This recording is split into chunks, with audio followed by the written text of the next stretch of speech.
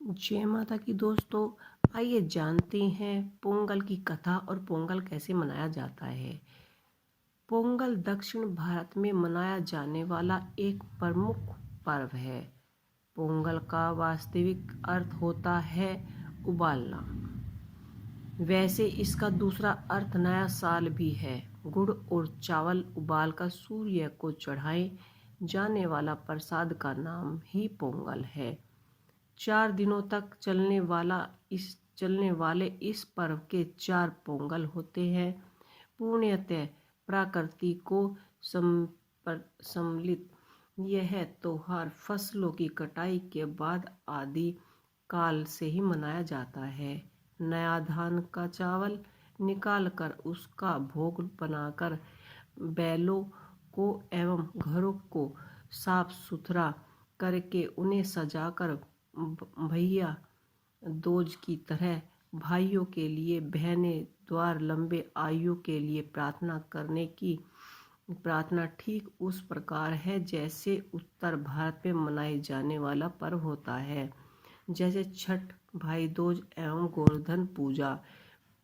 पोंगल, सूर्य पोंगल, मिट्टू पोंगल और कन्या पोंगल। पहले दिन भोगो पोंगल में इंद्र देव की पूजा की जाती है। इंद्र देव को भोगो के रूप में भी जाना जाता है। वर्षा एवं अच्छी फसल के लिए लोग इंद्र देव की पूजा एवं आराधना पोंगल के पहले दिन करते हैं।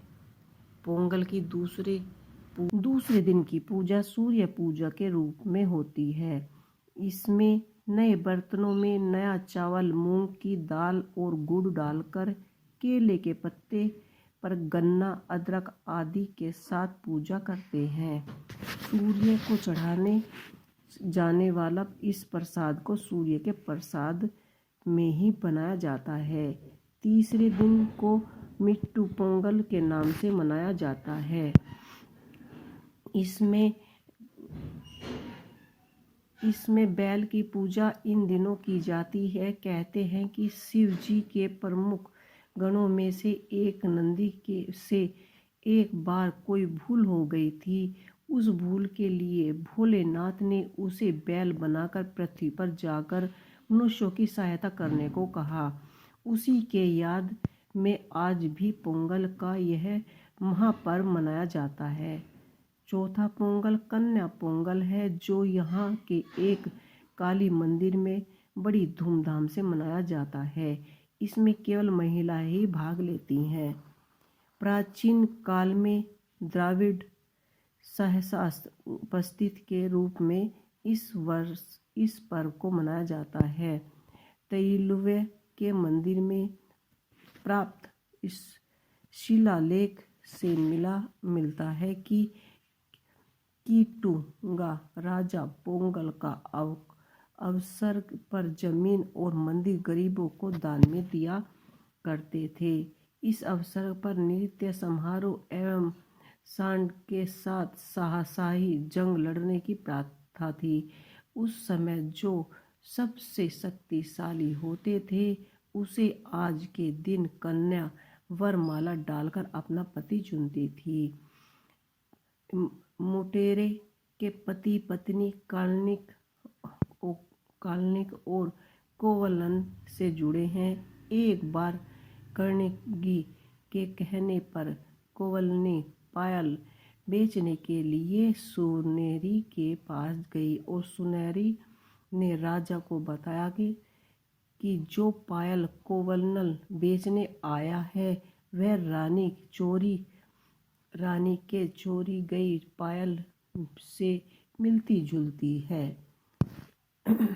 राजा ने इस अपराध के लिए बिना किसी जांच के कोवलन को फांसी की सजा दे दी। इससे क्रोध होकर कोवलन ने शिवजी की भारी तपस्या की और उनसे राजा के साथ साथ उसके राज्य को नष्ट करने का वरदान मांगा।